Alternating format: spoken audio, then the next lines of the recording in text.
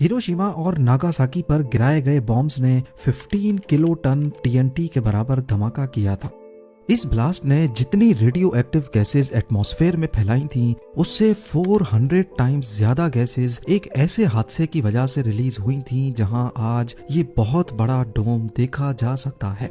354 feet ऊंचा और 840 feet चौड़ा ये डोम इतिहास के उस हादसे के ऊपर पर्दा डाले हुए है जिसने अमेरिका के सबसे बड़े दुश्मन सोवियत यूनियन को भी बौखलाहट में डाल दिया था। ये धमाका चेर्नोबिल न्यूक्लियर डिजास्टर के नाम से जाना जाता है, जहां एक छोटी सी गलती की वजह से हैरतअंगेज तौर पे 225 टन टीएनटी के बराबर धमाका हुआ। चेर्नोबिल न्यूक्लियर प्लांट यूक्रेन के कैपिटल कीव से 100 किलोमीटर दूर प्रीपियट सिटी में बनाया गया था, जो आज पूरी तरह से बंजर पड़ी हुई है। उस वक्त यूक्रेन भी सोवियत यूनियन का हिस्सा हुआ करता था। जैसा कि आप सब जानते हैं, ये कोल्ड वॉर का दौर था और सोवियत यूनियन ने न्यूक्लियर एनर्जी को इस्तेमाल करते हुए कई सारे पावर प्लांट्स बनाना शुरू कर दिए थे, जिनमें से एक चेर्नोबिल भी था।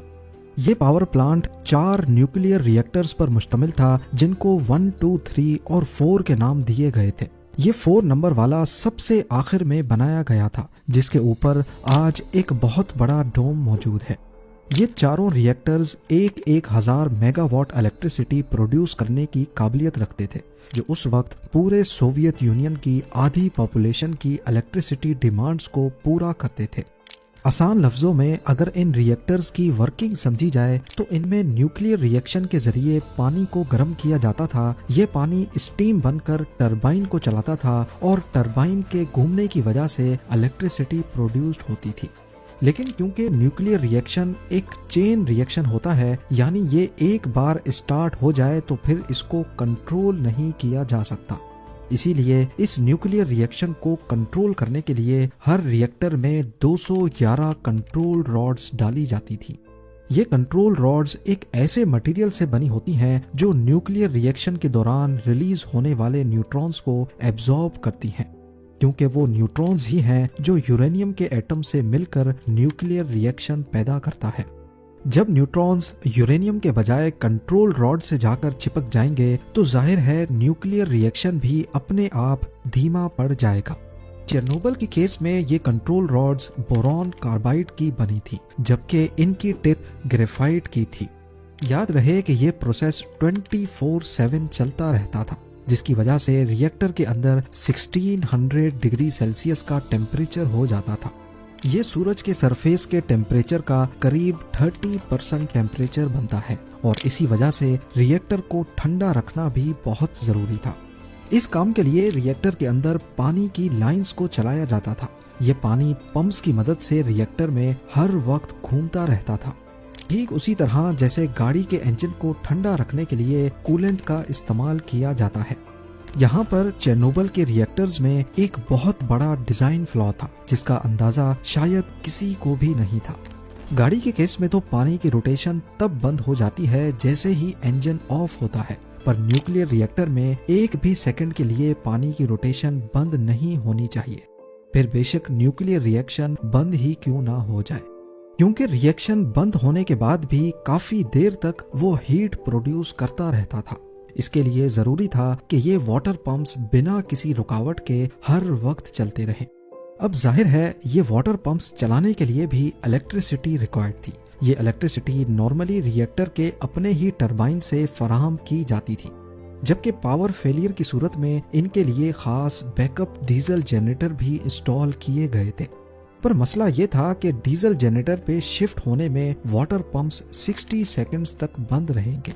इंजीनियर्स चाहते थे कि इन 60 सेकंड्स के दौरान भी ये पंप्स बंद ना हो, लिहाजा इसके लिए इनमें एक सेफ्टी सिस्टम लगाया गया था।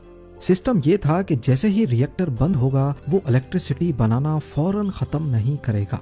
1000 मेगावाट से प्रोडक्शन आहिस्ता आहिस्ता कम होती जाएगी, तो इसी दौरान इस बची हुई इलेक्ट्रिसिटी से ही पंप्स को 60 सेकंड्स तक चलाया जाएगा और 60 सेकंड्स के बाद वैसे ही बैकअप जनरेटर्स चल जाएंगे।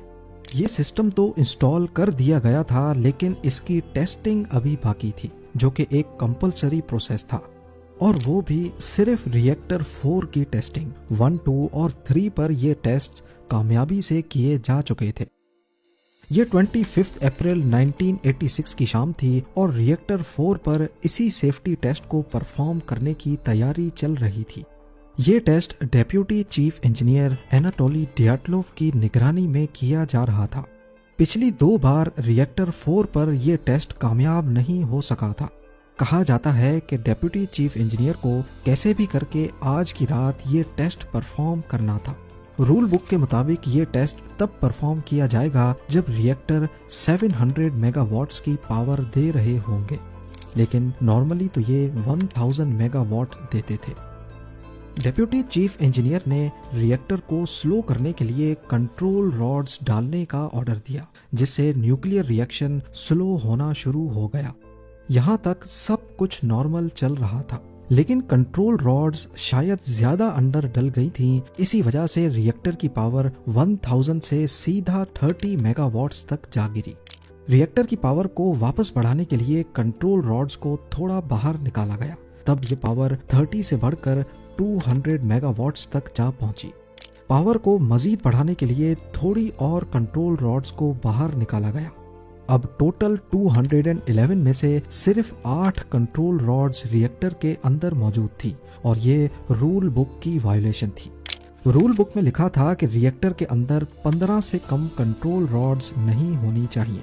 इस वायोलेशन की वजह से हुआ यूं कि रिएक्शन तेजी से बढ़ा और पावर 200 से बढ़ती बढ़ती 1000 मेगावाट को भी क्रॉस करके कई हजार मेगावाट तक जा पहुंची। इतनी ज्यादा हीट की वजह से पाइप्स में पानी तेजी से एवेपोरेट होने लगा, जो कि असल में रिएक्टर के कोर को ठंडा करने का काम भी कर रहा था। इसी समय कंट्रोल रूम में फौरन एक खौफ की लहर दौड़ गई और पूरा रिएक्टर वाइब्रेट करना शुरू हो गया।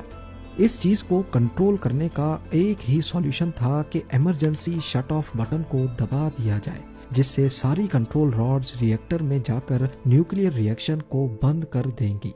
और इंजीनियर्स ने भी यही किया था। उन्होंने फौरन इमरजेंसी शटडाउन का बटन तो दबा दिया, लेकिन जैसे ही कंट्रोल रॉड्स अंदर गईं, रिएक्टर एक जोरदार धमाके से फट पड़ा। साइज्मोग्राम में इस धमाके की शिद्दत 225 टन टीएनटी ब्लास्ट के बराबर रिकॉर्ड की गई। कंपैरिजन के तौर पे आपको बताते चलें कि हिरोशिमा पर गिराए जाने वाले न्यूक्लियर बॉम्ब लिटिल बॉय ने जितनी खतरनाक गैसेस एटमॉस्फेयर में रिलीज की थी, ये डिजास्टर उससे 400 टाइम्स ज्यादा गैसेस रिलीज कर चुका था। इस वक्त 26 अप्रैल 1986 रात के 1:26 हो रहे थे। यहाँ सवाल उठता है कि कंट्रोल रॉड्स तो रिएक्शन को स्लो डाउन करने के लिए डाली गई थी, तो फिर इन्होंने रिएक्शन को बढ़ा क्यों दिया? असल में ये धमाका कंट्रोल रॉड्स की टिप पर लगे ग्रेफाइट की वजह से हुआ था। जैसा कि आपने शुरुआत में जाना, ये कंट्रोल रॉड्स बोरॉन कार्बाइड की बनी थी, लेकिन इनकी टिप ग्रेफाइट की थी। बोरॉन कार्बाइड तो न्यूक्लियर रिएक्शन को रोक सकता है, लेकिन ग्रेफाइट रिएक्शन को मजीद बढ़ा देता है। इमरजेंसी शटडाउन बटन दबाने से पहले जो रिएक्शन पहले ही अपनी लिमिट से बाहर था, उसमें ग्रेफाइट की टिप जाते ही तेजी आई और रिएक्टर की वॉल्स का बर्दाश्त का लेवल खत्म हुआ और वो फट पड़ी। 2 इंजीनियर्स मौके पर ही मारे गए और 2 लोग बुरी तरह से जल गए। धमाके की वजह से प्लांट के रिएक्टर 4 में आग लग गई। पहले तो इसे आम आग ही समझा गया, क्योंकि कोई नहीं जानता था कि इस धमाके की वजह से 5% रेडियो एक्टिव मटेरियल एटमॉस्फेयर में जा चुका है। फायर फाइटर्स मौके पर ही पहुंच गए। पानी की मदद से आग बुझाने की कोशिश की गई, मगर ये आग बुझने वाली नहीं थी, क्योंकि ये आम आग नहीं बल्कि ग्रेफाइट की आग थी, जिसको बुझाना इतना आसान नहीं था। हादसे के फौरन बाद पूरे प्रीपियट शहर को रातों रात खाली करवा दिया गया, जिसमें उस वक्त करीब 50,000 लोग बसते थे। इमरजेंसी डिक्लेयर करके सोवियत यूनियन ने कई 100 बसेस का इंतजाम किया, जो इस शहर के लोगों को यहाँ से बहुत दूर स्लोवोटिच सिटी में ले गईं। वहां चेरनोबिल में अगले 10 दिनों तक ये आग बुझाने का काम चलता रहा। हेलीकॉप्टर्स की मदद से भी 5000 टन से ज्यादा रेत, मिट्टी और ऐसी चीजें फेंकी गईं जिससे आग पर काबू पाया जा सकता है। आखिरकार 10 दिन बाद जाकर ये आग बुझाई गई, लेकिन अगले कई दिनों तक मुसलसल रेडियो एक्टिव गैसेस एटमॉस्फेयर में जाती रही। फायर फाइटर्स जो आग बुझा रहे थे वो रेडियो एक्टिव गैसेस की वजह से बीमार हो गए और कुछ लोग आने वाले दिनों और कुछ आने वाले महीनों में चल बसे। पहले तो सोवियत यूनियन इस वाक़े की खबर को दबाना चाहता था क्योंकि कोल्ड वॉर का दौर था और ये खबर सोवियत यूनियन का इम्प्रेशन बुरी तरह खराब कर सकती थी। लेकिन ये राज ज्यादा देर तक छुप ना सका। धमाके के 36 घंटों के बाद 28 अप्रैल को स्वीडिश रेडिएशन मॉनिटरिंग स्टेशन ने देखा कि हवा में रेडिएशन का लेवल मुसलसल बढ़ रहा है और ये रेडिएशंस यूक्रेन की तरफ से आ रही हैं। इसी वजह से आखिरकार सोवियत हुकूमत को मामला दुनिया के सामने रखना ही पड़ा। चेर्नोबिल के रिएक्टर 4 में लगी आग बुझाने के बाद भी खतरा अभी तक पूरी तरह से टला नहीं था।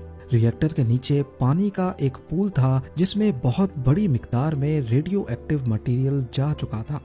अगर वक्त पर इसको खाली ना किया गया तो इस पानी की स्टीम हवा में मजीद रेडियो एक्टिव गैसेस फैला देगी।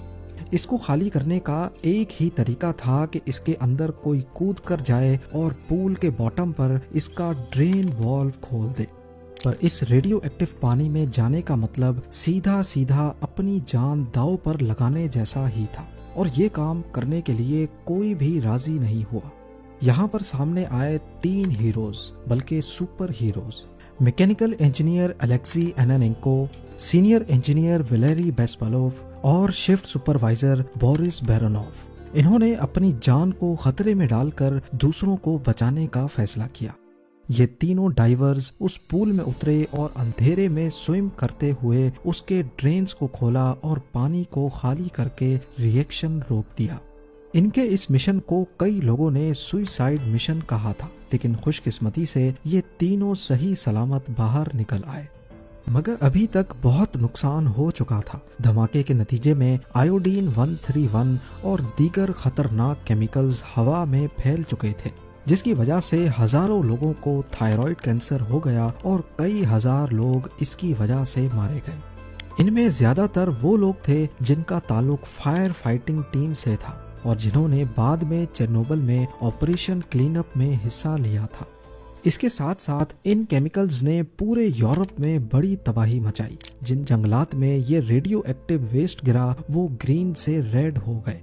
बारिश के साथ ये केमिकल्स जहां जहां गिरे वहां की घास में भी ये वेस्ट फैल गया और वो घास जिन जानवरों ने खाया उनको भी काफी नुकसान हुआ। इस हादसे के पहले 4 महीनों में सिर्फ 31 लोग मारे गए, लेकिन इसकी वजह से जो रेडिएशंस हवा में गईं उसने आने वाले चंद सालों में तकरीबन 4000 लोगों की जान ले ली। ये तो वो फिगर है जो सिर्फ एक एस्टिमेट है। असल में इसकी वजह से कितनी अमवात हुई होंगी इसका अंदाजा लगाना भी काफी मुश्किल है। आज चेर्नोबिल डिजास्टर की साइट पर आम पब्लिक को जाने की इजाजत नहीं है, क्योंकि आज 38 इयर्स के बाद भी कुछ न कुछ रेडिएशंस वहां से निकल ही रही हैं और ये अगले 400 सालों तक नुकसान पहुंचाती रहेंगी। ये रेडिएशंस हवा में ना फैलें, इसी वजह से हुकूमत ने इसके ऊपर एक बहुत बड़ा डोम इंस्टॉल किया है, जिसको बनाने में करीब 3 अरब US डॉलर्स का खर्चा आया था और ये अगले 100 सालों तक चेर्नोबिल डिजास्टर की रेडिएशंस को एटमॉस्फेयर में फैलने से रोके रखेगा।